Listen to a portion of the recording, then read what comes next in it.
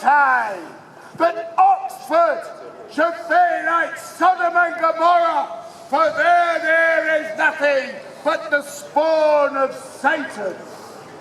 I believe that when the time is appointed, and Jesus, the King of heaven and earth, through his mighty resurrection from the dead, returns to establish the eternal kingdom, that this England shall be a blessed place, and that each and every one of us who have trusted in him enough to venture our very temporal lives in his service may see the glory of Christ reigning in Jerusalem, and share in the love and fellowship and the peace and righteousness that will characterize that blessed age to come.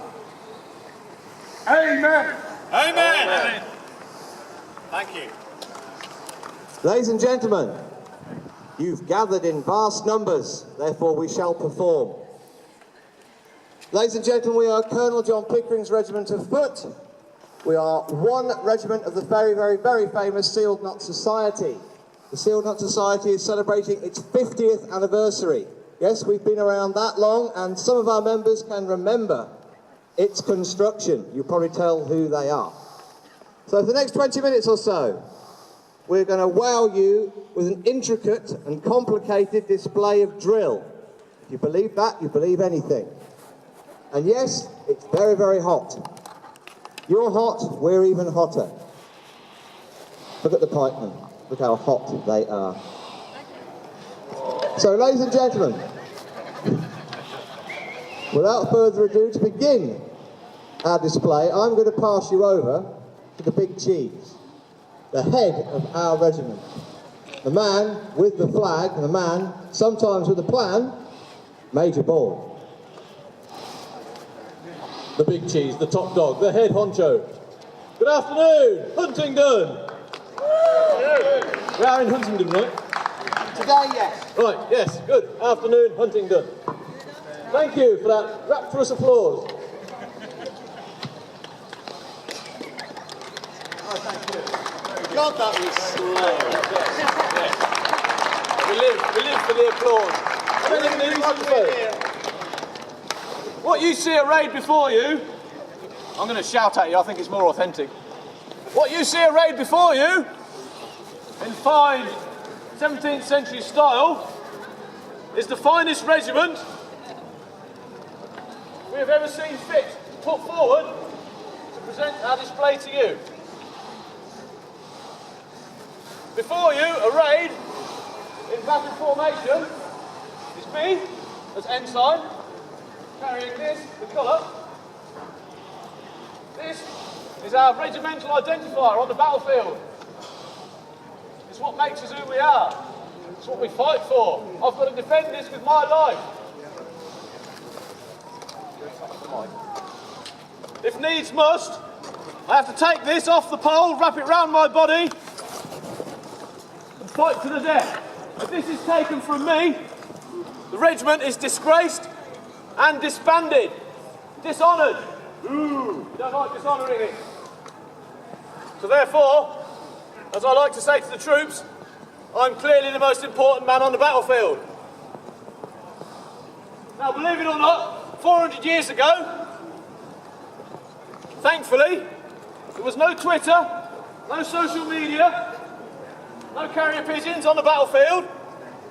So if I need to relay my orders to the troops, it's all down to shouting, which will stop, because my voice will go, or my intrepid and illustrious drum corps. I've won. She is mighty. Should I need to relay orders to the troops, such as lunch is ready, I would say drummer's call, please.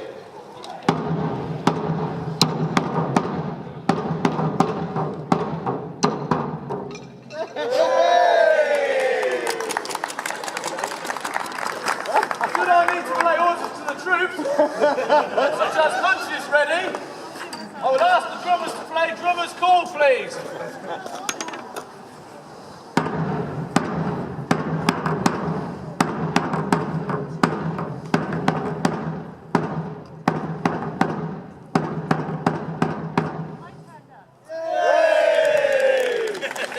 Very professional. As you can see, this is not Disney. We are humans. That is not an animatronic drummer. She is a living, breathing princess. Now then, if we need to goad the enemy into action, using the mighty power of the colour and the illustrious drum corps, I can taunt you. Are you ready to be taunted? Yes. Right. Drummer, play me a beat.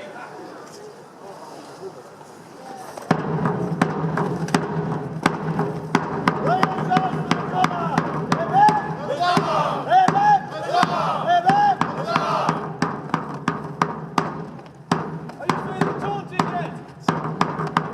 No? No? Usually works. Yeah, you're feeling it, yeah. Can you do more and create a draft? Thank you. Yes, right. That's me. That's the drum team. I shall now hand you over to my tame musket officer, Lieutenant Saltblock. I thank you. Mr. Saltblock. Thank you. I'm going to use the PA, so I haven't got to scream. Because when I scream, my voice goes, I go very squeaky and they all laugh at me. Right. Musketeers, have a care. Shoulder your muskets. In the ranks. Musket, march on. Prepare to stand. Stand. Open your order from the centre. And double your frontage. Ladies and gentlemen over here, you want to come closer so you can see their pretty faces? Well, we'll go around there. They're in the shade. Ah, yes, okay, you're in the shade, aren't you? Okay, musketeers, open your order from the centre. We'll go. See us accommodate you. Musketeers, order your arms. So, before you, the crack troops of the new model army. We're all wearing red russet coats, except myself and Major Ball, because we're officers and gentlemen. We are wearing our own clothes. We is wearing the bling, and we is showing it. In it. Thanks. I'm on the mic. So apart from their red russet coats, the first red-coated troops in our country, and apart from their muskets, around them is a device called the bandolier. If you would wiggle your bandolier in the general direction of the people of Huntingdon, see them wiggle their bandolier. Now that's very important because in each of those little bottles contains gunpowder, and each of those bottles is one shot. The musket is not a precision weapon. It will not fire 200 rounds a minute. Can anybody guess how many rounds a minute it will shoot? One. Yes, well done, that man. Musketeer knows his business. We might feed him tonight. Well done. So one shot a minute. It's effective to only about 75 yards. That's not very good, but it is still better than using a pike in hand-to-hand combat. We'll talk about the cocktail sticks a little bit later. By the time we get to the Civil War, there are 2 musketeers for every 1 pikeman, as technology improves. But it's still pretty slow. So what I'm going to show to you now is how slow and how long it takes to load one of these muskets. So, musketeers. Musketeers, have a care. Loading to my orders. Port your muskets.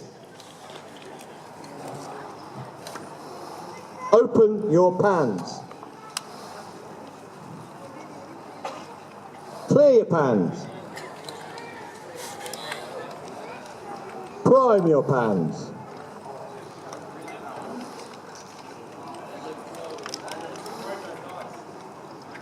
Shut your pans. Cast off loose powder. Blow off loose powder. Cast about thy piece. Charge your piece.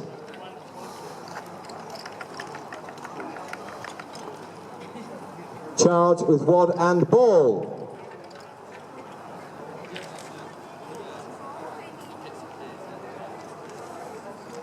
Withdraw your scouring stick.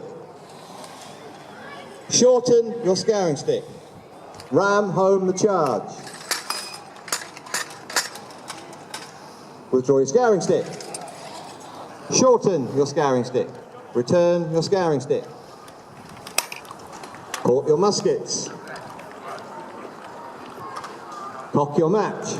Now they're called matchlock muskets because they require a piece of match to fire it. There's a bit of rope dipped in a substance called saltpeter, which makes it flammable.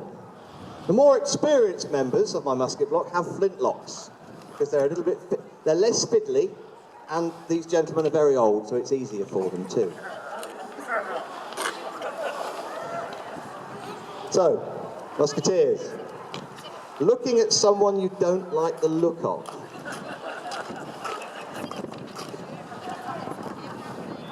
Check your scouring sticks.